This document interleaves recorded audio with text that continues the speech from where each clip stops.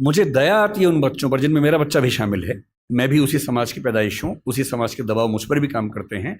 और ये रिसर्च मैंने संयोग से अपने बच्चे के प्राथमिक शिक्षा के बाद पढ़ी, पहले पढ़ी होती तब भी मैं क्या करता, दिल्ली में आपको एक भी अच्छा स्कूल मिलेगा ही नहीं जो मातृभाषा में पढ़ाता हो। एक ऐसा माहौल है, मुझे दया आती है उन बच्चों पर। वो घर में जब 9-10 महीने के होते हैं या 3 साल के जब होते हैं तब वो स्कूल जाना शुरू करते हैं। 2.5 साल का बच्चा अपनी भाषा में कॉम्प्लेक्स सेंटेंसेस बनाना सीख जाता है अपने आप, बिना एक शब्द भी पढ़े लिखे। आप घरों में देखिए छोटे बच्चों को, अच्छे से वाक्य बोलेंगे। और 2.5 साल का बच्चा तो नए वाक्य बनाने लगता है, वो भी जटिल वाक्य, सरल वाक्य नहीं। उस बच्चे की इतनी गहरी पकड़ एक भाषा में हो चुकी है, एक भी दिन स्कूल नहीं गया है। और इसलिए मातृभाषा का अध्यापन जब स्कूल में होता है, टीचर को पता होता है कि बच्चे को भाषा पहले से आती है, इसे दुरुस्त करना है, सिखाना नहीं है जीरो से। और वो बच्चा बड़े अच्छे मूड से स्कूल गया, उसे मम्मी को टाटा किया, स्कूल जाके पता लगा टाटा नहीं बोलना, बाय बोलना है। उसकी दुनिया खिसक जाती है उसके पैर के नीचे से। वहां उसे पता लगता है कि भिंडी नहीं है, ये लेडी फिंगर है। तुम जो लाए हो वो आलू नहीं है, पोटैटो है। रोटी नहीं है, ब्रेड है। ठीक है, ब्रेड तो वो होती है नहीं, वो सब ब्रेड्स होती हैं। समोसा है ही नहीं इंग्लिश में, उसको पता लगा कि होता ही नहीं है तो। और वो बेचारा एक अजीब सी कश्मकश में है। उसे अपनी भाषा में सीखना था कि जीरो क्या होता है, संख्या क्या होती है, एक क्या होता है। उसे अपनी भाषा में सीखना था कि सरकार क्या होती है, दुनिया क्या होती है, चलती कैसे है। उसे सीखना पड़ रहा है कि पहले ये समझो कि दुनिया नहीं वर्ल्ड होता है। अब उसकी आधी से ज्यादा ऊर्जा वर्ल्ड पे अटकी हुई है और बाकी बची खुची ऊर्जा से वो समझ रहा है कि वर्ल्ड होता क्या है। उसकी आधी ऊर्जा लगी नंबर शब्द याद करने में, ना कि ये समझने में कि संख्या क्या होती है, नंबर क्या होता है। एक अजीब सी साजिश दुनिया भर में चल रही है कि दुनिया के हर बच्चे को उसकी मातृभाषा से बचपन में ही वंचित कर दो।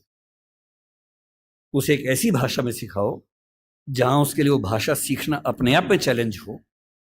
और इसलिए आप देखेंगे कि अगर ज्ञान की दुनिया में दुनिया भर की भाषाओं के आम आदमी शिरकत नहीं कर पा रहे हैं, गलती से भी ये मत सोचिएगा कि दिमाग वाले लोग बहुत कम होते हैं और वही आगे बढ़ते हैं। दिमाग वाले अधिकांश लोगों को बचपन में ही खत्म कर देने की साजिश दुनिया भर में चल रही है। और जो अपनी भाषा में पढ़ ही नहीं पाएगा वो कैसे आगे बढ़ेगा, कैसे सीखेगा। मैंने 10वीं क्लास तक हिंदी माध्यम से पढ़ाई की है, उसके बाद अंग्रेजी सीखी है, ठीक से सीखी है। अंग्रेजी मुझे कहीं कोई समस्या नहीं आती है, इसमें क्या कोई परेशानी है। मैं आज भी अपनी भाषा में गीत सुनने में ज़्यादा खुश होता हूँ। मुझे फिल्म देखनी मैं हिंदी में पसंद करता हूँ, नाटक देखना हो हिंदी पसंद करता हूँ, मजाक करना हो हिंदी में पसंद करता हूँ, पढ़ना हो कोई ऐसा विषय जो हिंदी में नहीं है तो इंग्लिश में पढ़ता हूँ, इसमें क्या परेशानी है। लेकिन मुझे कोई बचपन से ही मजबूर करे कि मुझे दूसरी भाषा में, संयोग से अंग्रेजी है, फ्रेंच भी हो सकती थी, पुर्तगाली भी हो सकती थी, जो जीत जाता उसकी भाषा ढो रहे होते। ज्ञान विज्ञान की दुनिया में मेरा निजी विश्वास है इस वर्चस्व को तोड़ना बहुत जरूरी है। हम हिंदी में हजारों शब्द क्रिएट नहीं कर पाएंगे 2 दिन में, सही बात है, मुश्किल है। और हमें इतना शुद्धतावादी या प्यूरिटन होने की जरूरत नहीं है कि हम सारे शब्द अपने ही गढ़ेंगे। हम तो इंटरनेट को अंतर्जाल ही बोलेंगे, हम कंप्यूटर को संगणक ही बोलेंगे, तो आप अकेले ही बोलते रहेंगे, कोई पूछेगा नहीं आपको। जो शब्द अंग्रेजी के प्रसिद्ध हो गए उनको मान लीजिए। जापानी भाषा का शब्द है रिक्शा, आप रोज रिक्शा में घूमते हैं, कभी आपने कहा कि रिक्शा को मैं नरयान बोलूंगा? कई लोग बोलते हैं नरयान, कि मनुष्य द्वारा चलने वाला एक विमान या वाहन। क्या बकवास है। अरे जो शब्द जिस भाषा से आया, प्रसिद्ध हो गया, अपना लीजिए उस शब्द को। और उसके बाद भाषा में असली समस्या शब्द नहीं होती है। भाषा विज्ञान में एक होता है जिसको मॉर्फोलॉजी कहते हैं, एक सिमेंटोलॉजी होता है, लेकिन जो सबसे महत्वपूर्ण स्ट्रक्चर है सिंटेक्स है। सिंटेक्स का मतलब है वाक्य का निर्माण कैसे होता है, शब्दों का क्रम कैसे तय होता है। किसी नई भाषा को सीखने में सबसे बड़ी मुश्किल आती है सिंटेक्स सीखने में। आप हिंदी भाषा के सिंटेक्स में अंग्रेजी के शब्दों को शामिल कर लेंगे, रत्ती भर समस्या नहीं आएगी। और इसलिए जिसको हम कहते हैं कि अंग्रेजी माध्यम है और हिंदी माध्यम है, कहने की बातें हैं। मैं अंग्रेजी माध्यम में बच्चों को खूब पढ़ाता हूँ, 8-8 घंटे दिन में पढ़ाता हूँ, और वहाँ भी देखता हूँ कि जैसे कोई मुश्किल कंसेप्ट आता है, जब तक अंग्रेजी में पढ़ाने के बाद हिंदी में भी ना समझा दूँ, उनके चेहरे पर 12 बजे रहते हैं, क्योंकि वो हिंदी भाषी समाज के बचपन से लगातार हिंदी बोलने समझने वाले और अंग्रेजी माध्यम लेके एक ज्ञान की भाषा के तौर पर अंग्रेजी पढ़ने वाले व्यक्ति हैं। हंसी मजाक हिंदी में हो तो ठाके मार के हंसते हैं, इंग्लिश में हो एक आध हंसता है, बाकी इसलिए हंसते हैं कि हंसने की बात थी तो हम भी हंस लेते हैं। नहीं बात बनती। मन की भाषा, आत्मा की भाषा अलग भाषा होती है, ज्ञान की भाषा अलग भाषा होती है, इसमें कहां कोई दिक्कत है। और इसलिए मैं आपसे कहना चाहता हूं कि ज्ञान विज्ञान की भाषा के तौर पर, व्यवसाय की भाषा के तौर पर जबरदस्ती एक वर्चस्व का दौर चल रहा है जो खत्म होना चाहिए। मुझे खुशी है कि हमारी वर्तमान सरकार इस मामले में, मैं किसी राजनीतिक दल से ताल्लुक नहीं रखता हूं, मुझे ना सरकार का समर्थक माना जाए ना विरोधी माना जाए, क्योंकि मैं सच में दूरी बना के रखता हूं, बहुत दूर बना के रखता हूं। मैं मुद्दों पर तारीफ करता हूं, मुद्दों पर आलोचना करता हूं। भाषा के मामले में वर्तमान सरकार बेहतर काम कर रही है, ये सही बात है। कई स्तरों पर हमने देखा है। मेडिकल साइंस मध्य प्रदेश से शुरू हुआ, एक ही साल में एमपी में, यूपी में, उत्तराखंड में शुरू भी हो गया। और मैं कई साल से सोचता था कि मेडिकल साइंस में ऐसा क्या है जो हिंदी में नहीं पढ़ सकते। और सोचिए, डॉक्टर बनने के बाद करना क्या आपको डॉक्टर बन के आम आदमी का इलाज करना है। भारत की आम आदमी की हालत क्या है? डॉक्टर के पास जाता है, उसको एक वाक्य समझ में नहीं आता है। डॉक्टर 4 लाइन इंग्लिश की बोलता है, कुछ मुश्किल शब्द बोलता है, तो वो मान लेता है कि ज्ञानी आदमी है, ठीक बोल रहा होगा। उसे अपनी हेल्थ के बारे में एक वाक्य ठीक से समझ में नहीं आता है। किसी विकसित देश में चले जाइए, डॉक्टर की जिम्मेदारी होती है कि जब तक मरीज सारी बातों को ठीक से न समझ ले तब तक इलाज शुरू नहीं कर सकता है। हमारे देश में भाषा का अंतर ऐसा है कि मरीज अपनी बीमारी को ठीक से कभी समझ ही नहीं पाता है। ऑपरेशन तक की सहमति ले लेते हैं अंग्रेजी बोल के। वो समझ नहीं पा रहा होता, हाँ तो हो गया, साइन कर, हाँ साइन कर दिया। उसमें क्या लिखा हुआ है कि तुम्हारा ऑपरेशन करेंगे, तुम मर भी सकते हो, मर गए तो तुम्हारी जिम्मेदारी है। कुछ पता ही नहीं उस बेचारे को। क्यों भारत का हर डॉक्टर, तमिलनाडु का डॉक्टर तमिल में क्यों ना बात करे पेशेंट के साथ, कर्नाटक का डॉक्टर कन्नड़ में बात करे, हिंदी का डॉक्टर हिंदी में बात करे, और अंग्रेजी मातृभाषा वाले जो 2,70,000 लोग हैं उनके लिए कुछ डॉक्टर इंग्लिश वाले रख लीजिए। डॉक्टर की भाषा तो समाज की भाषा होनी चाहिए। यही कानून के साथ है। हमारी जुडिशरी इतना जबरदस्त जुडिशियल फ्रीडम, जुडिशियल इंडिपेंडेंस, संविधान का मूल ढांचा है, सब बातें बढ़िया हैं। पर जिस देश की आबादी में 2,70,000 लोग अंग्रेजी मातृभाषा वाले हों, उस देश का सुप्रीम कोर्ट सारे निर्णय अंग्रेजी में ही देगा, ये कहाँ का लोकतंत्र है? यहाँ आपका जो जुडिशियल इंडिपेंडेंस है या जुडिशियल रिस्पॉन्सिबिलिटी है वो कहाँ चली जाती है उस समय? आपके सुप्रीम कोर्ट में मधु लिमये नाम के व्यक्ति जिद करते हैं कि मैं हिंदी में अपनी बात रखूंगा, आप उनको परमिशन देने के बाद नकार देते हैं कि हमसे गलती हो गई, ऐसा नहीं कर सकते हैं।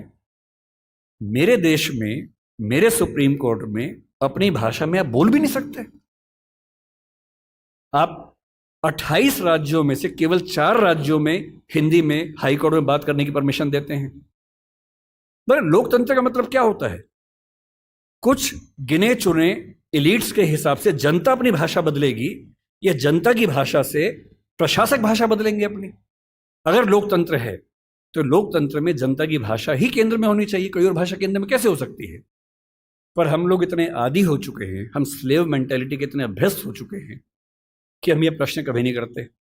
हमारे सुप्रीम कोर्ट के चीफ जस्टिस या कोई जज हिंदी में क्यों नहीं बात कर पाते? और नहीं कर पाते, मैं फिर बार बार कह रहा हूँ, मामला सिर्फ हिंदी का नहीं। मेरी इच्छा है कि सुप्रीम कोर्ट के बहुत सारे जजेस में कुछ को तमिल ठीक से आती हो, कुछ को तेलुगु अच्छे से आती हो, कुछ को मराठी आती हो, कईयों को हिंदी आती हो। और बेंच का फैसला करते हुए ये भी एक पॉइंट ध्यान में रखा जाए कि मामला कहाँ का है और उस मामले में ऐसे जज को प्राथमिकता मिले जो उस भाषा को जानता हो, ताकि केस मेरा है, मुझे हिंदी आती है, मेरा वकील अंग्रेजी में कुछ कुछ बोला, जज ने कुछ कुछ बोला, फैसला हो गया, मुझे पता ही नहीं कि क्या हुआ, और इतने में पुलिस आगे मुझे ले गई और मैं परेशान हूं कि हुआ क्या। मेरे मामले के किसी प्रसंग में मेरी भूमिका ही नहीं है, क्योंकि सारी प्रक्रिया 2 ऐसे व्यक्तियों के बीच में चल रही है जिनके पास एक भाषा है जो मेरी भाषा नहीं है, जबकि मामला मेरा है। और कहने को लोकतंत्र है। ये लोकतंत्र नहीं है, ये भाषा के स्तर पर तानाशाही है, बुरी चीज है। और मैं जब भी ये बात कहता हूं, बार बार कहता हूं, ज्ञान की भाषा के तौर पर अंग्रेजी का सम्मान करना जरूरी है, क्योंकि रिसर्च आप उसके बिना नहीं कर पाएंगे। बहुत मामलों में सीखने की जरूरत है, उससे भी, जापानीज से भी, फ्रेंच से भी, सबसे सीखने की जरूरत है। लेकिन आपके देश के सुप्रीम कोर्ट में, हाई कोर्ट में आपकी भाषा में बात ना होती हो, ये बुरी बात नहीं है, शर्मिंदगी की बात है। हमें एक समाज के तौर पर शर्म आनी चाहिए, ये उससे कम बात नहीं है। इसलिए जब कोई मुझसे कहते हैं कि राजभाषा के तौर पर आपकी क्या कल्पना है, 14 सितंबर का दिन आज है, हम आज के दिन ये सेमिनार क्यों कर रहे हैं? 14 सितंबर 1949 को शाम को 6 बजे एक फैसला हुआ था। एक अजीब सी अफवाह लोगों ने उड़ा रखी है। कहते हैं कि 14 सितंबर को मतदान हुआ कि भारत की राजभाषा कौन सी होनी चाहिए, हिंदी या अंग्रेजी। वोटिंग हुई, आधे वोट हिंदी के पक्ष में उठे, आधे अंग्रेजी के पक्ष में उठे, एकदम बराबर हो गया। कई लोग संख्या बोलते हैं 77 हो गया।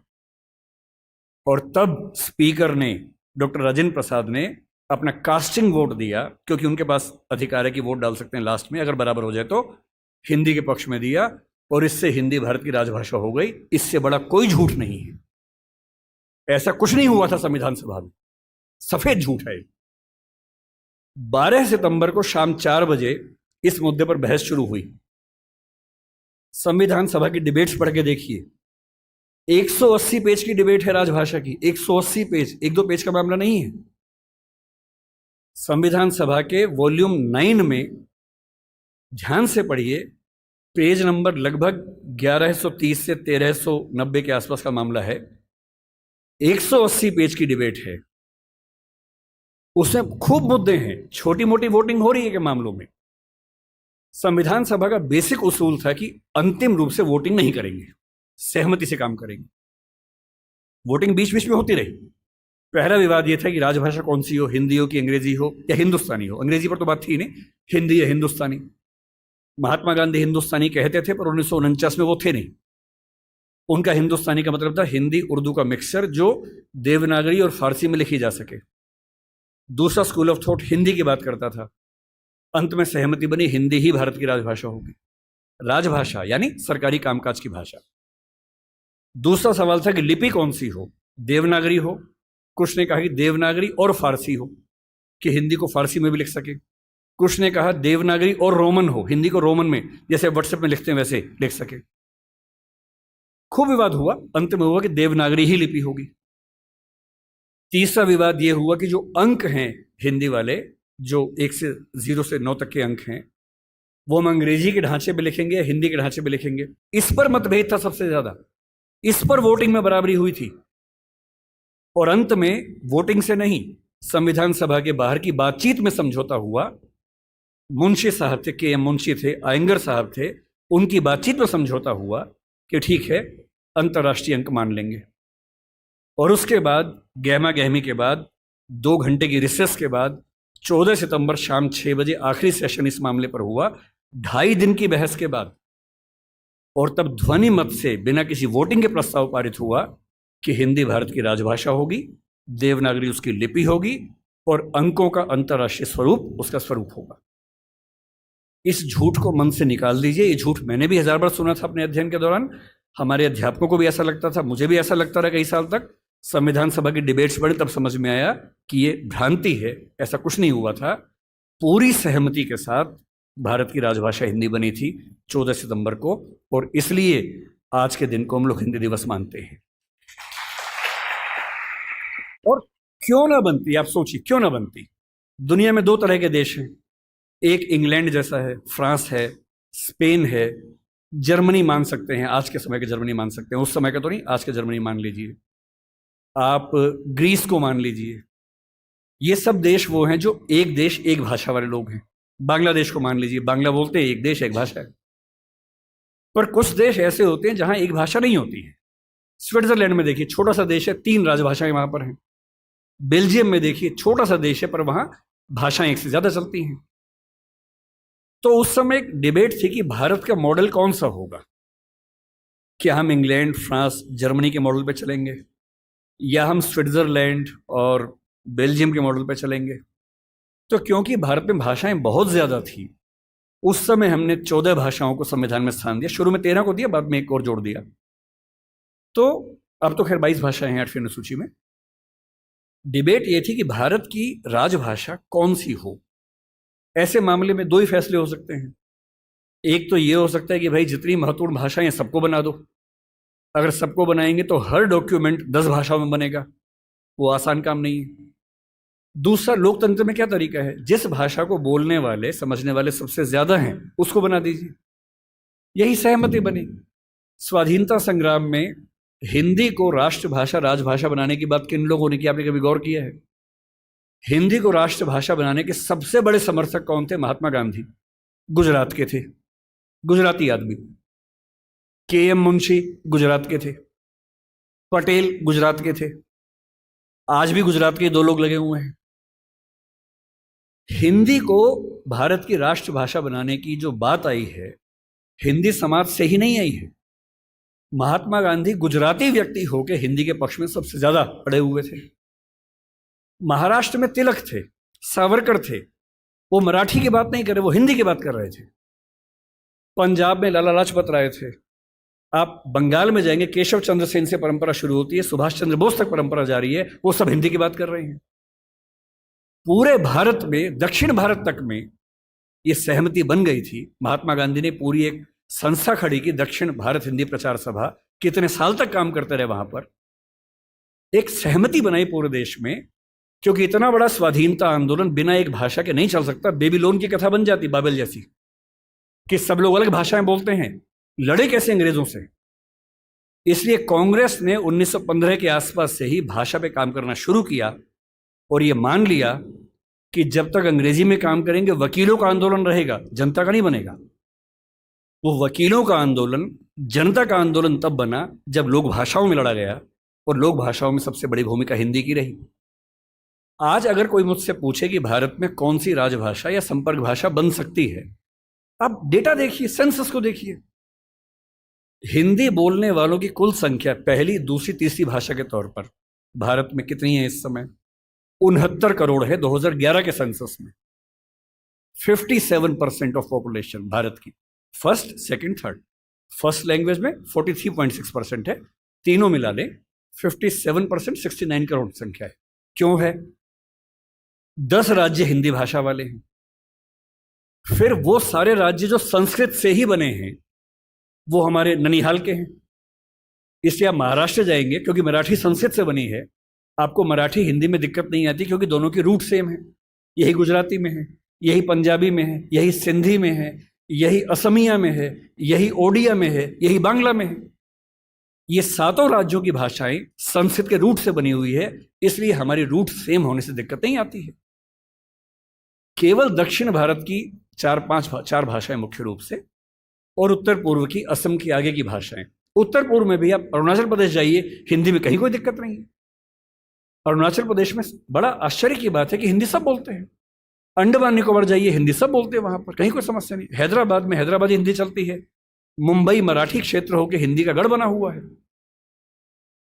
और जो दक्षिण के 4 राज्य हैं उनमें भी, क्योंकि 10वीं क्लास तक हिंदी आमतौर पर स्कूल में पढ़ाई जाती है, तमिलनाडु में कुछ गांवों को छोड़ देंगे, मैं पूरा भारत ठीक से घुमा हुआ है, और मुझे आज तक हिंदी से काम चलाने में दिक्कत नहीं आई। 69 करोड़ की आबादी 121 करोड़ में से आज 145 करोड़ हैं। ये संख्या मिनिमम आप मान के चलिए कि 75 करोड़ के आसपास होने वाली, 80 करोड़ होने वाली है। इस 69 करोड़ अगर मैं 2011 की बात मान लूं, तो तुलना में कौन है? नंबर 2 पर कौन आता है? बांग्ला। हिंदी में कितना है? 57% है। बांग्ला में कितना है? 9% है। आप किसे बनाएंगे राजभाषा भारत की? संपर्क भाषा किसे बनाएंगे? 57% के बाद सीधा 9% है। नंबर 3 पे मराठी आती है, अभी आ गई है। पहले नंबर 3 पे तेलुगु थी, अब मराठी आ गई है। कितना है? 8.7% है। नंबर 4 पर तेलुगु है, 8% के आसपास है। यानी एक भाषा बोलने वाले 57% हैं, नंबर 2 वाले 9, 8.7, 8, 6, 4, 3। क्या लोकतांत्रिक तरीके से कोई कंपटीशन बनता है किसी तरह का? और संपर्क भाषा संविधान लिखे या ना लिखे, संविधान में लिखा भी नहीं है। संविधान में कहीं नहीं लिखा कि भारत की संपर्क भाषा कौन सी है, ना लिखा है भारत की राष्ट्रभाषा कौन सी है, केवल लिखे है भारत की राजभाषा कौन सी है। 14 सितंबर को हुआ था, उस समय आर्टिकल 301 था, लेकिन जब संविधान फाइनल हुआ तो आर्टिकल 343 से 351 तक का हिस्सा जो अंतिम प्रारूप संविधान का बना उसमें राजभाषा का है, भाग 17 है, जो प्रारूप में भाग 14 था। इसलिए हमें डरने की जरूरत नहीं है। हम स्वाभाविक तौर पर भारत के भाषा के डेमोग्राफी के नक्शे में सबसे बुलंद आवाज हैं, तो हमारी आवाज की पहचान होनी चाहिए। हमें खौफ किस बात का होना चाहिए? क्यों मिरांडा बनने की जरूरत है भाई? अपने धौस में रहिए, आत्मविश्वास से भर के रहिए।